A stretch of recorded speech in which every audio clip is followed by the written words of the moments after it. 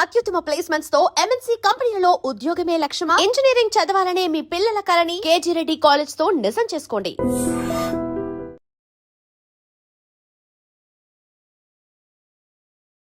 నమస్తే, welcome to I dream social spotlight with Kavitha.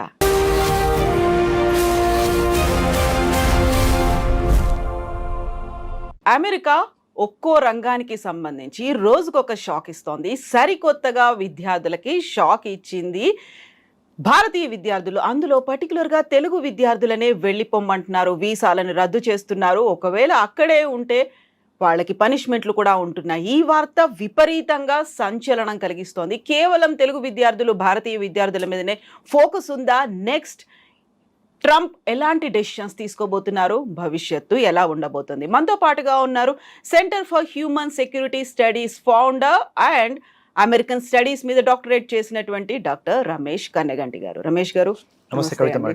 So మనకి America Trump అనగానే బోల్డ్ అన్ని న్యూస్లు అయితే కనిపిస్తూ వస్తున్నాయి. సడన్గా వచ్చినటువంటి ఈ న్యూస్ విద్యార్థులకు ఉన్నటువంటి వీసాలని రద్దు చేస్తున్నారు. వాళ్ళకి ఆప్షనల్ ప్రాక్టికల్ ట్రైనింగ్ అవకాశం కూడా లేకుండా వెనక్కి పంపించేస్తున్నారు. కాదు కూడదు అని అక్కడే ఉంటే ప్రతిరోజు 86,000 రూపాయల ఫైన్ పడుతుంది అనేది. ఇది కేవలం మన విద్యార్థులకి, మన తెలుగు వాళ్ళకి, భారతీయులకు మాత్రమే వర్తిస్తోందా?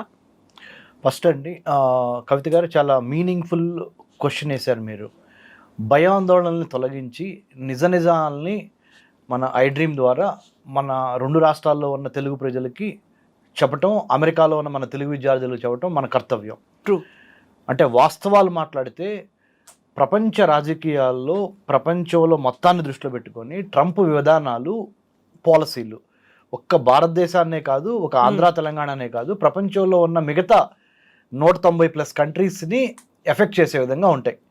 మన ఒక్కళ్ళ మీదే సింగిల్ అవుట్ చేసి ఒక్క భారతదేశం మీద, ఒక ఆంధ్ర తెలంగాణ విద్యార్థుల మీద అయితే వేయట్లేదు. ఫస్ట్ ఆ అపోహను తొలగించేద్దాం. 2, అన్నిటికీ ఆయన ఏం చెబుతున్నారు, ప్రాపర్ డాక్యుమెంటేషన్ ఉన్నవాళ్ళు, ప్రాపర్గా authenticated original documents, fake accounts కానీ ఫేక్ డిగ్రీ సర్టిఫికెట్స్ కానీ ఉన్న వాళ్ళ మీద ఎక్కువ భయపడాలి. సో జెన్యూన్గా ఉండి మెరిటోరియస్ స్టూడెంట్స్ అయి ఉన్న వాళ్ళు భయపడాల్సిన అవసరం లేదు. 2. 3, 86,000 రూపాయలు ఫైన్ అని చెప్పారే, అది అందరికీ కాదు. ఎవరైతే if they are caught doing mischief, అంటే ఆధారాలతో దొరికిపోయిన వాళ్ళకి, అంటే ముఖ్యంగా జరుగుతున్న ట్రెండ్ ఏంటంటే కొంత మన తప్పిదము, కొంత ట్రంప్ విధానాలు, రెండు కలిసి ఈ స్థితికి వచ్చినాయి. పూర్తిగా ట్రంప్ని తప్పట్లేము, పూర్తిగా భారతీయ విద్యార్థులు కానీ ఆంధ్ర తెలంగాణ విద్యార్థులు కానీ తప్పట్లేము. ఆల్ ఆఫ్ ఏ సడన్ ఆయన 20th జనవరి 2025 ప్రమాణ స్వీకారం చేశారు అమెరికా అధ్యక్షుడిగా, 47th ప్రెసిడెంట్గా. That was also not all of A sudden, A process. He one the election. Republican party నుంచి ఆయన రెండోసారి అమెరికా అధ్యక్ష భవనంలోకి వచ్చారు. అమెరికా అధ్యక్ష భవనంలోకి రాబోయే 6 నెలల నుంచి 1 year పాటు ఆయన ప్రతిరోజు చెప్తున్నారు ఏమని, నేను ప్రెసిడెంట్ అయితే I will make America great again. ఎలా చేస్తాను, అది స్టేట్మెంటు.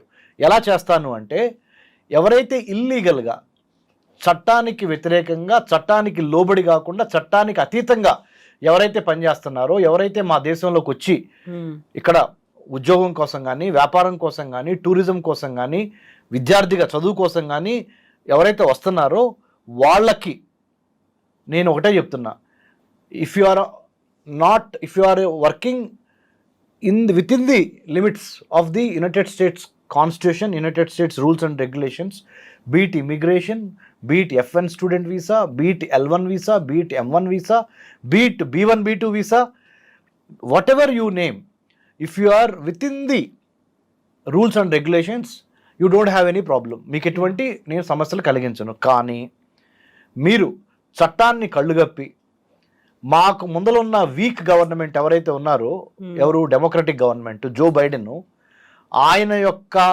బలహీనమైన న్యాయకత్వాన్ని ఆసరాగా తీసుకొని అమెరికాలోకి వచ్చి సెటిల్ అవినా ఆల్రెడీ విద్యార్థులకు కానీ వ్యాపారస్తులకు కానీ ఎవరిని వదిలిపెట్టను నేను అని ఆయన సంవత్సరం క్రితం నుంచి. ఇవాళ ఏంటండి, ఇవాళ మన ఇద్దరం మాట్లాడుకుంటున్నాము హైదరాబాద్లో I dream స్టూడియోస్లో 9th April 2025. 9th April 2024 నుంచి అమెరికా అధ్యక్ష రేసు స్టార్ట్ అయిన దగ్గర నుంచి ఆయన చెప్తానే ఉన్నాడు, నేను గనక అమెరికా అధ్యక్షుడిని అయితే ఎవరిని వదులుతాను, ఎవరిని వదలను, ఎవరిని సెటరేట్ చేస్తాను, ఎవరిని సెటరేట్ చేయను అనే దాని మీద నాకు క్లారిటీ ఆఫ్ థాట్ ఉంది అని చెప్తున్నాడు. అప్పటి నుంచి ఎక్సర్సైజెస్ కూడా చేస్తూ అప్పటి నుంచి వాళ్ళందరూ ఎక్సర్సైజ్ చేస్తున్నారు, అంటే బిహైండ్ ద స్క్రీన్స్ పనిచేస్తున్నారు. American government, department of homeland security, United states customs and immigration service USICS, దాంతోపాటుగా ఇమ్మిగ్రేషన్ అధికారులు, ఫెడరల్ బ్యూరో ఆఫ్ ఇన్వెస్టిగేషన్ అధికారులు, వీళ్ళంతా ఒక టీమ్గా ఏర్పడి గత 3 నెలల్లో 20th జనవరి నుంచి 20th ఫిబ్రవరి, 20th మార్చి, 20th ఏప్రిల్, రేపు 20వ తారీఖు ఏప్రిల్, 20th ఏప్రిల్కి Donald Trump will be completing 3 months in office. అంటే 90 రోజుల కన్నా ఇంకా ముందలుగానే, అంటే వాళ్ళ 80 రోజులు, వాళ్ళ కరెక్ట్గా 80 రోజులు అమెరికా అధ్యక్ష భవనంలోకి వచ్చి ట్రంప్ 80 రోజులు అయినాయి. ఈ 80 రోజుల్లో ఎన్నో విప్లవాత్మకమైన, ఎన్నో చాలా అంటే ఎవరు ఊహించని పాలసీలు ప్రవేశపెట్టాడు ఆయన. 100 ఎగ్జిక్యూటివ్ ఆర్డర్స్ మీద సైన్ చేసిన వాటిలో 1-2 ఎగ్జిక్యూటివ్ ఆర్డర్స్ మన స్టూడెంట్స్కి సంబంధించి మాట్లాడదాం. అదే కదా మన కాన్వర్జేషన్. నెంబర్ 1 ఏంటంటే F1 స్టూడెంట్ వీసాలు తీసుకొని మీరు ఇండియా నుంచి కానీ వేరే దేశాల నుంచి కానీ అమెరికా రావడానికి సంబంధించిన విషయాల మీద నేను కొన్ని నిర్ణయాలు తీసుకున్నా. ఆ నిర్ణయాలు ఏంటంటే ఆప్షనల్ ప్రాక్టికల్ ట్రైనింగ్ అని చెప్పి ఏదో ఒక కంపెనీ దగ్గర పుట్టగొడుగులాగా పుట్టుకొస్తున్న అమెరికాలో ఉన్న కంపెనీల దగ్గర మీరు ఆఫర్ లెటర్ తీసుకొని తిమ్మిని పంపించేసి మమ్మల్ని ఏదో విధంగా మమ్మల్ని మాయ చేద్దాం అనుకుంటే కుదరదు. అక్కడే సెటిల్ అవుదాం అనుకుని ఆశపడితే నెంబర్ 1 F1 స్టూడెంట్ నుంచి H1Bకి ట్రాన్సిషన్ ఉంటుంది, ద మెటామార్ఫసిస్ అంటారు.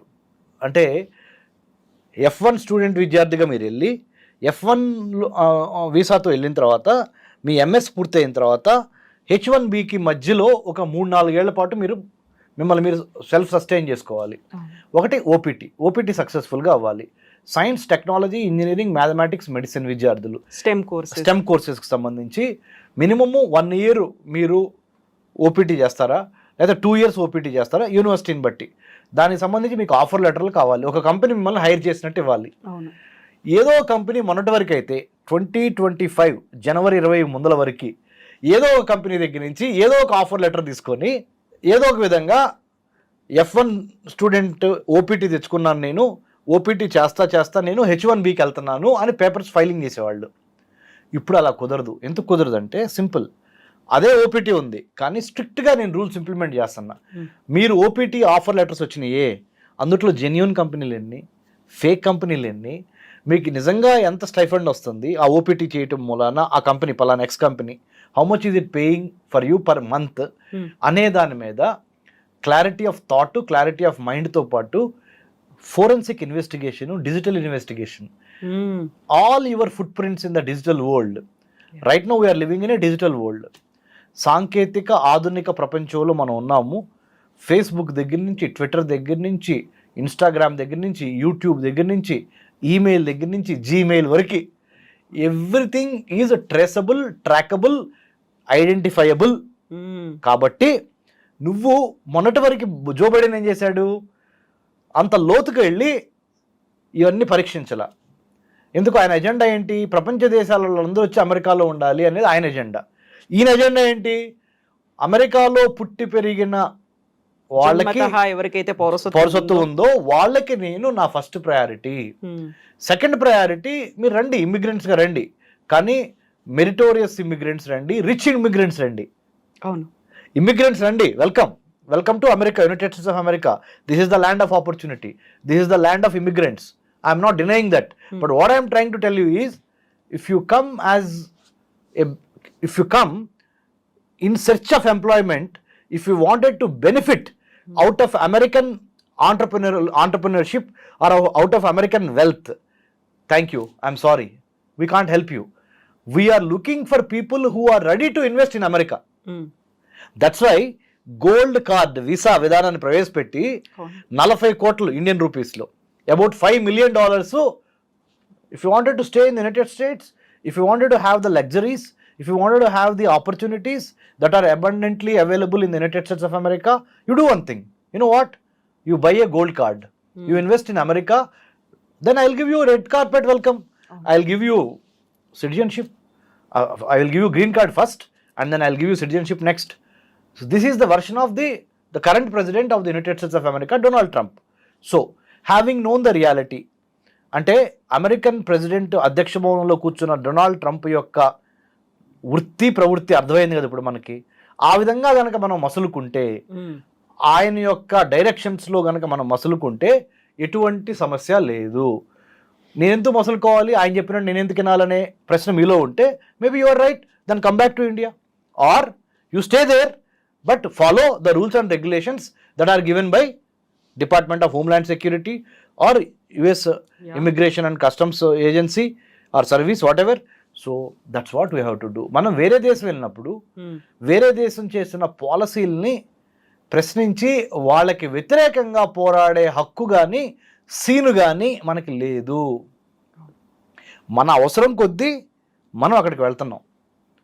ఎందుకు వెళ్తున్నాము? అక్కడ అత్యాధునిక అంటే మోడర్న్ ఎడ్యుకేషను, ఇన్ఫ్రాస్ట్రక్చర్, లాజిస్టిక్స్, మీకు best high quality education plus తర్వాత ప్లేస్మెంట్స్ బాగుంటాయి, జీవితం బాగుంటుంది అని ఇక్కడ ఉన్న స్థలాన్ని పొలాన్ని తాకట్టు పెట్టి ఎడ్యుకేషన్ లోన్ తీసుకొని మొయ్యలేనంత బరువు మీ తల్లిదండ్రుల మీద పెట్టి మీరు ఎన్నో రకాలుగా అమెరికా వెళ్ళొచ్చు మెరిటోరియస్ స్కాలర్షిప్స్ ఉపయోగించుకొని. దానికోసం ప్రయత్నం చేయట్లా. మీరు బీటెక్ అయిపోగానే పక్కనింటి అబ్బాయి, ఎదురింటి అమ్మాయి, పక్కింటి అమ్మాయి అమెరికా వెళ్ళింది, నేను ఫ్లైట్ ఎక్కాలి అని మీ తల్లిదండ్రులని రాచి రంపాన పెడతాం మూలాన మీ తల్లిదండ్రుల్లో కూడా కొన్ని కోరికలు ఉన్నాయి. ఏంటి?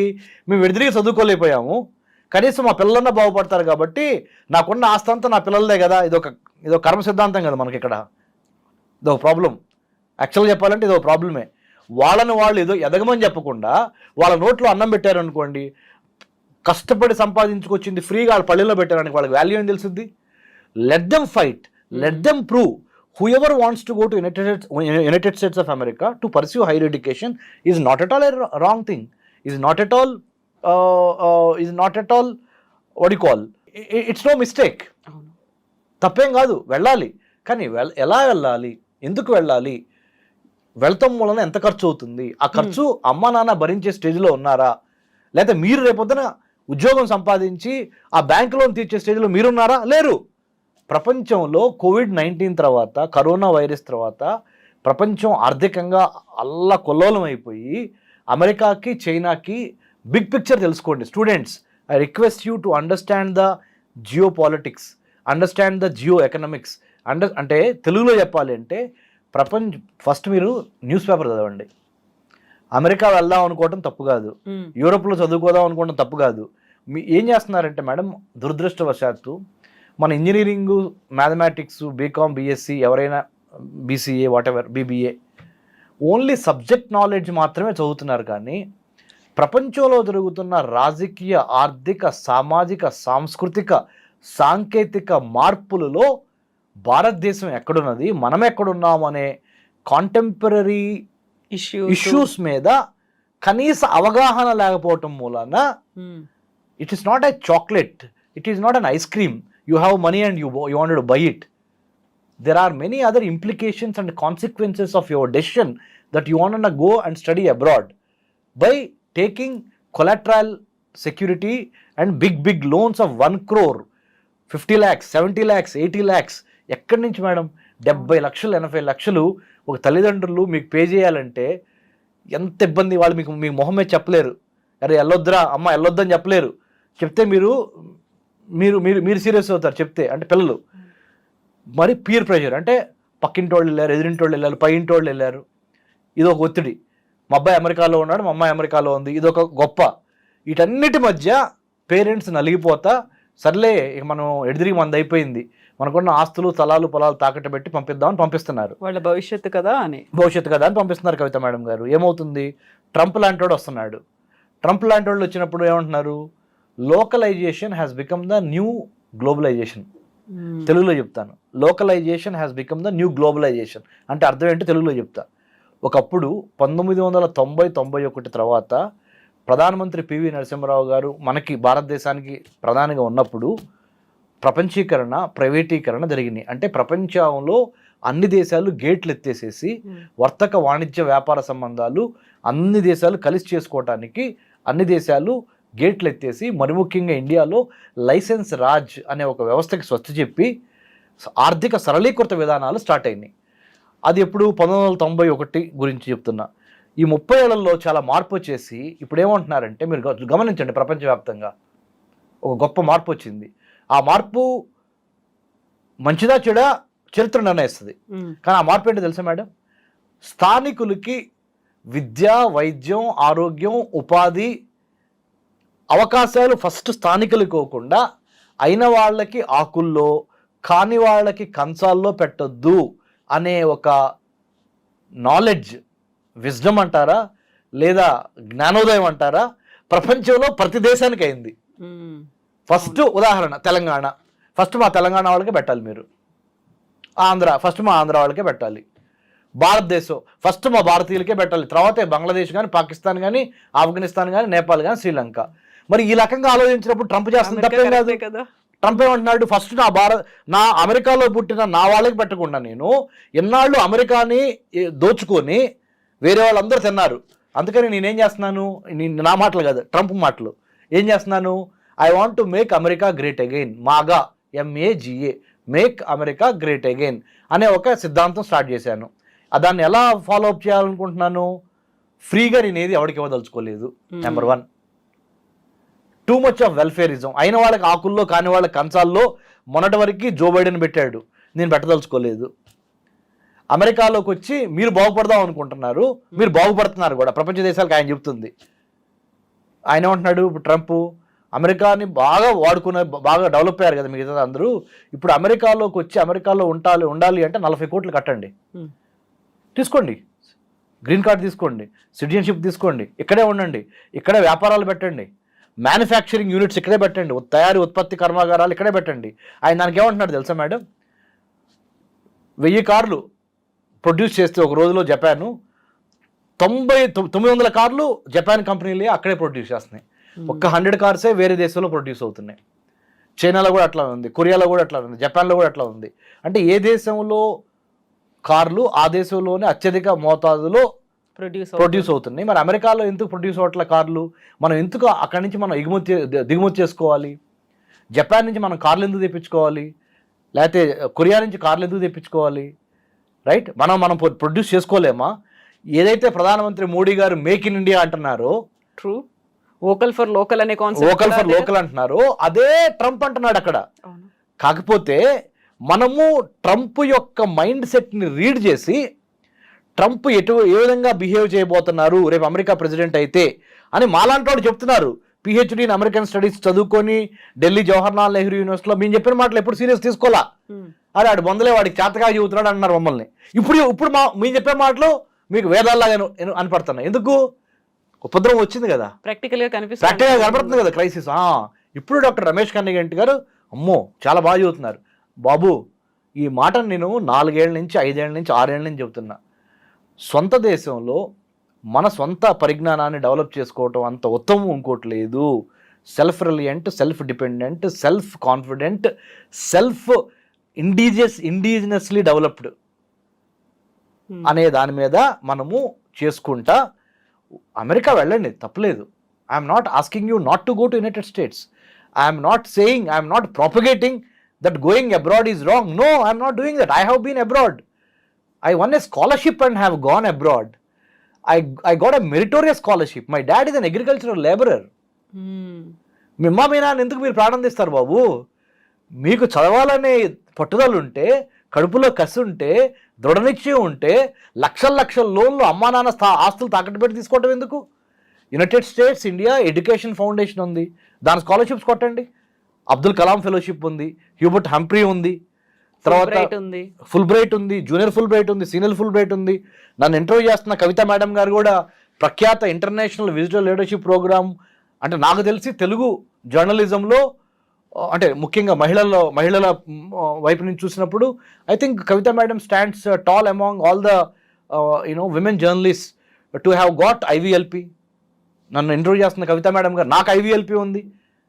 To develop American studies curriculum for Indian universities అనే అంశం మీద 2011లో నాకు American state department IVLP fellowship ఇచ్చి అమెరికాలో 10 యూనివర్సిటీస్ తిప్పింది నన్ను. అరే ఒక వ్యవసాయ కూలీ కొడుకున్నాయా బాబు నేను?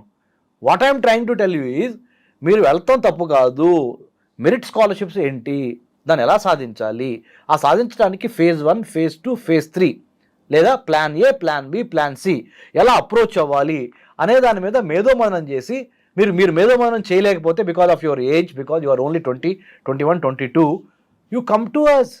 Centre for human security studies in Hyderabad, we are not for profit society. ఏదో ప్రైవేటు ఓవర్సీస్ ఎడ్యుకేషన్ కన్సల్టెంట్ లాగా మీరు జలగల్లాగా మీ రక్తం పీల్చం 15,000 కట్టండి 20,000 కట్టండి అని మీ దగ్గర తీసుకుంటారు. ఆ అమెరికాలో యూనివర్సిటీస్ అడ్మిషన్స్ ఇప్పించి మీకు second class university, third class university, fourth class యూనివర్సిటీలో అడ్మిషన్ ఇప్పించి వాళ్ళ దగ్గర నుంచి కమిషన్ తీసుకొని బాగుపడుతున్నారు. చాలామంది 100 మంది పుట్టగొడుగుల్లాగా పుట్టుకొచ్చారు ఈ ఓవర్సీస్ ఎడ్యుకేషన్ కన్సల్టెంట్లు. I have been receiving many calls from parents. ఆ ఎడ్యుకేషన్ కన్సల్టెంట్ని పట్టుకున్నామండి, వాళ్ళు ఇట్లా వెళ్తే చాలన్నారండి, ఇంత మేము మా దగ్గర అంత డబ్బులు లేవండి.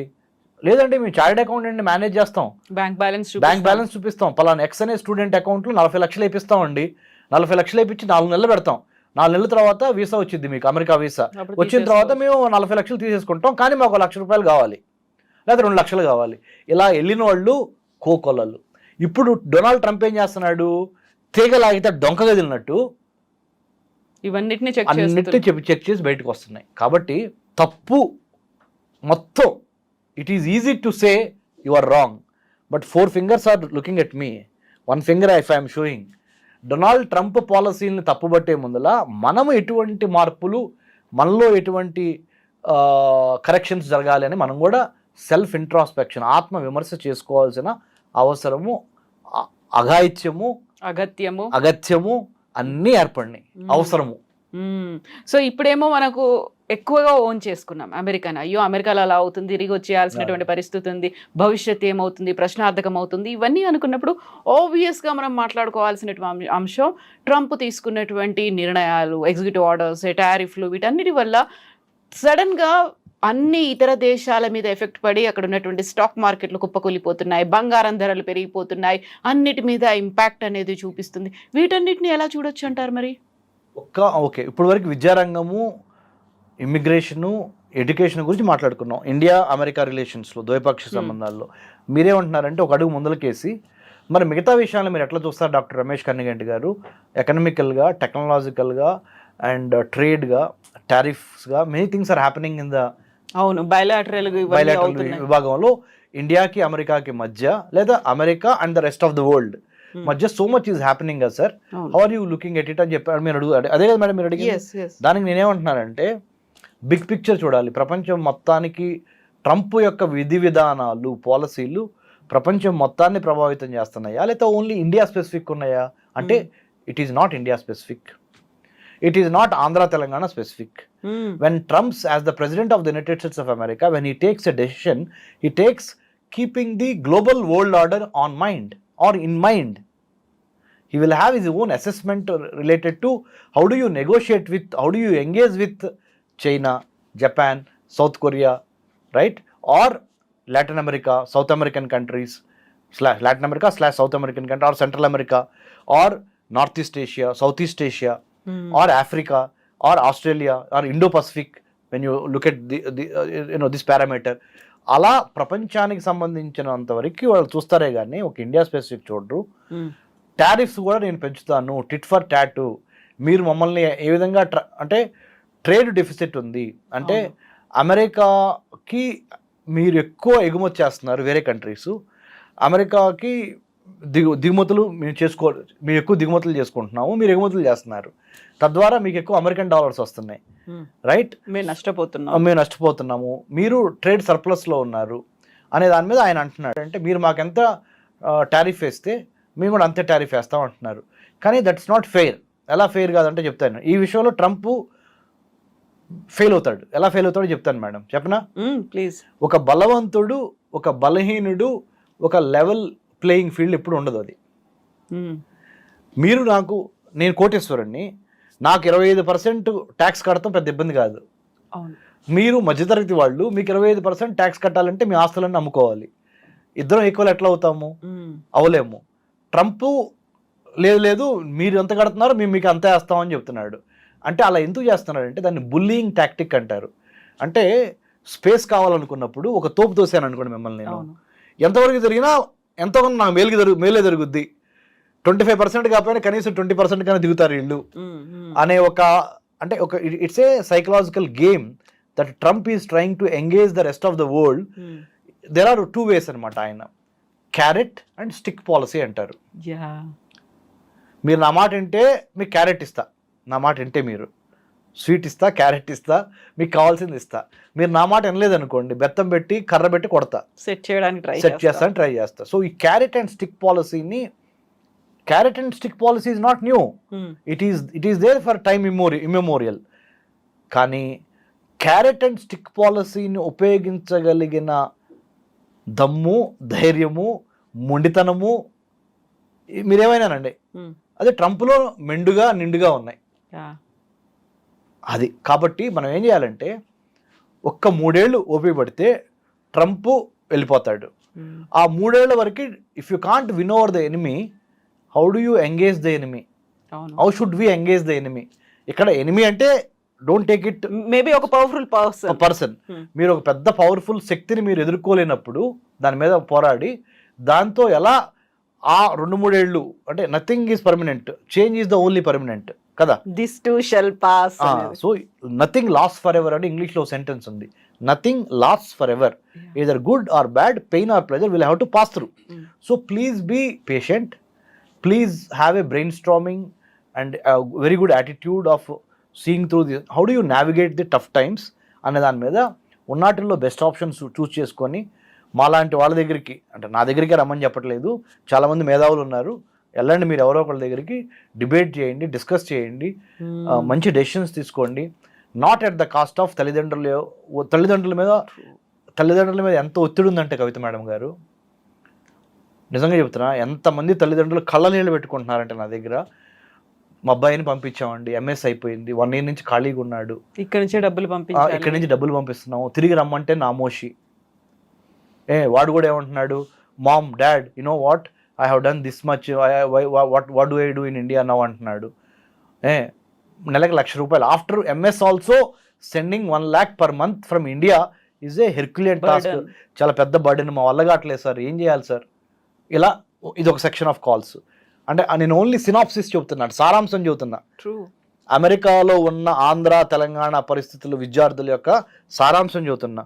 ఇంకొక సారాంశం ఏంటంటే, సార్ మరి స్టూడెంట్ వీసా వచ్చింది సార్, 40 లక్షలు అడుగుతున్నారు ఒక యూనివర్సిటీ, ఇంకో యూనివర్సిటీ 70 లక్షలు అడుగుతున్నారు సార్. I-20 అడ్మిషన్ వచ్చింది సార్, బ్యాంక్ దగ్గర మరి 70 లక్షలు తీసుకోమంటారా 40 లక్షలు తీసుకోమంటారా సార్. ఇది ఒక సెక్షన్ ఆఫ్ సొసైటీ. ఇంకో సెక్షన్ ఆఫ్ సొసైటీ చెప్తానండి మేడం.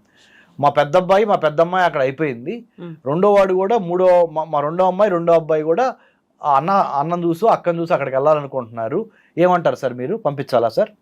ఇది 3వ సెక్షన్. 4వ సెక్షన్ చెప్తానండి మేడం. 2 సెమిస్టర్స్కి బ్యాంక్ లోన్ ఇచ్చింది, మిగతా 2 సెమిస్టర్స్కి మ్యాచింగ్ గ్రాంట్ అడిగారు కొన్ని బ్యాంకులు అడిగారు, అది ఇవ్వలేక వస్తున్నాం, ఏం చేయాలి సార్. ఇది ఒకటి సెక్షన్. ఇంకో సెక్షన్ చెప్తాను మేడం, సినాప్సిస్ సారాంశం. సార్ ఫస్ట్ సెకండ్ సెమిస్టర్ వరకు సపోర్ట్ చేయగలిగాను సార్, ఇప్పుడు కావట్లేదు, చేయలేకపోతున్నాను సార్, పిల్లోడినా మాన్పించలేకపోతున్నా, 3rd సెమిస్టర్ 4th సెమిస్టర్ ఇంకా 1 year చదివించాలి సార్. ఇదొకటి. ఇంకోటి చెప్పినా మేడం, అన్నిటికన్నా ఫైనల్గా అమెరికన్ యూనివర్సిటీస్ ఎంత తెలివిగా వ్యవహరిస్తున్నాయంటే, $40,000 అనుకోండి మేడం ఒక సెమిస్టర్కి, ఎగ్జాంపుల్ చెబుతున్నా. అందుట్లో వాళ్ళు they know how to trap students. $5,000 $10,000 scholarship ఇస్తారు. ఆ స్కాలర్షిప్ని పట్టుకొని స్కాలర్షిప్ వచ్చింది కదా అనే ఉద్దేశంతో మీరు దిగుతారు. ఒకసారి దిగిన తర్వాత ఆఫ్టర్ ఫస్ట్ సెమిస్టర్ ఆ స్కాలర్షిప్ కట్ అయిపోద్ది, మిగతా 3 సెమిస్టర్లు మీరు ఫుల్ టైం పే చేయాలి. సో నేను ఒక్కటే చెబుతున్నాను మేడం, కడుపులో కసుండి చదువుకోవాలి అనే వాళ్ళకి ఈ టెక్నాలజీ ప్రపంచంలో, ఈ డిజిటలైజేషన్లో అమెరికా వెళితేనే సక్సెస్ అవుతాం అనే దానికి there is no guarantee for success. Success doesn't have any rules, you have to create rules.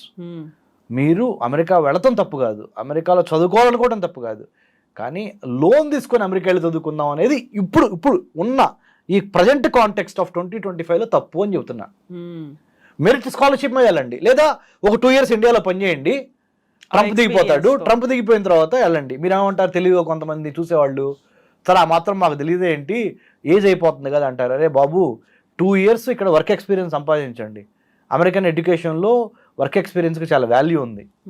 మనలాగా 10th అయిపోగానే 12th అయిపోగానే డిగ్రీ అయిపోగానే ఎంఏ ఎంఫిల్ పిహెచ్డి ఇది కాదు. అక్కడ థియరీ, కొన్నాళ్ళు వర్క్ ఎక్స్పీరియన్స్, ప్రాక్టికల్స్, మళ్ళీ థియరీ, మళ్ళీ ప్రాక్టికల్స్. అది అమెరికన్ ఇండస్ట్రీలు కూడా ఆహ్వానిస్తుంది దాన్ని. So your employment opportunities will be more when you have a degree and A work experience put together. Either it can be called a internship experience or it can be called real work experience in an office environment. And also knowledge, skill, attitudeతో పాటు general knowledge. Only America వెళ్తానికి జిఆర్ఈనో టోఫెల్లోనే కాదు marks రావాల్సింది. అమెరికాలో సక్సెస్ఫుల్గా మీరు బతకాలి అంటే, America కానీ వేరే కంట్రీస్లో, ఆ దేశాల యొక్క చరిత్ర ఏంటి, రాజకీయాలు ఏం జరుగుతున్నాయి, అక్కడ సెక్యూరిటీ ఇష్యూస్ ఏమున్నాయి, అక్కడ మిగతా అంశాల మీద కూడా you have to develop not only interest but also some kind of little bit of research is needed. అందుకనే మా centre for human security studies ద్వారా మేము ఏం చేస్తామంటే madam, pre departure orientation classes కూడా పెడతాం. మనం ఫ్లైట్ ఎక్కబోయే ముందర వేరే దేశానికి ఆ దేశ సంస్కృతి ఏంటి, వాతావరణం ఏంటి, ఫుడ్ ఏంటి, మిగతా కల్చర్ ఏంటి, ఎలా మసులుకోవాలి, this is as important as your GRE TOEFL score or I-20 admission. But 90% of the students, 90% of the time, they are only thinking about GRE score, TOEFL score or bank loan going abroad. They are forgetting or they are ignoring the situations, the cultural, the sociological, the historical, the security wise and other important elements in the foreign country. How to survive అనే దాని మీద ఇదంతా మర్చిపోయి ఇదే చేస్తున్నారు. ఈ overseas education consultants కూడా ఆ దేశంలో ఎలా బతికి బట్టగట్టాలి, ఎలా వాళ్ళ కల్చర్లో ఇమిడిపోవాలి, అడాప్షన్ ఎలా అవ్వాలి. ఇప్పుడు మన బాడీలోకి ఏదైనా ఫారెన్ ఎలిమెంట్ వచ్చింది అనుకోండి, మనకు రోగం వచ్చింది, జబ్బు వచ్చింది కదా. అలానే ఒక ఫారెన్ కంట్రీలోకి వెళ్ళబోయే ముందల ఆ యొక్క తిండి, అక్కడున్న వాతావరణము, అక్కడున్న పద్ధతులు, అక్కడున్న చట్టాలు, అక్కడున్న ఎటికేట్స్, సాంఘికంగా ఎలా మసులుకోవాలి అనే దాని మీద ఒక కోర్సు కానీ, ఒక అవగాహన కానీ మన బీటెక్ కాలేజీలు, మన ఎంటెక్ కాలేజీలు, మన BBA MBA కాలేజీలు ఇవ్వటం లేదు. Only manufacturing of the certificates, minting money and giving a certificate, thank you. This is the condition in India also. So what I wanted to say very honestly, my analysis as a PhD in American studies student, been abroad many times to United States and many other countries. Going abroad is not wrong, you must go.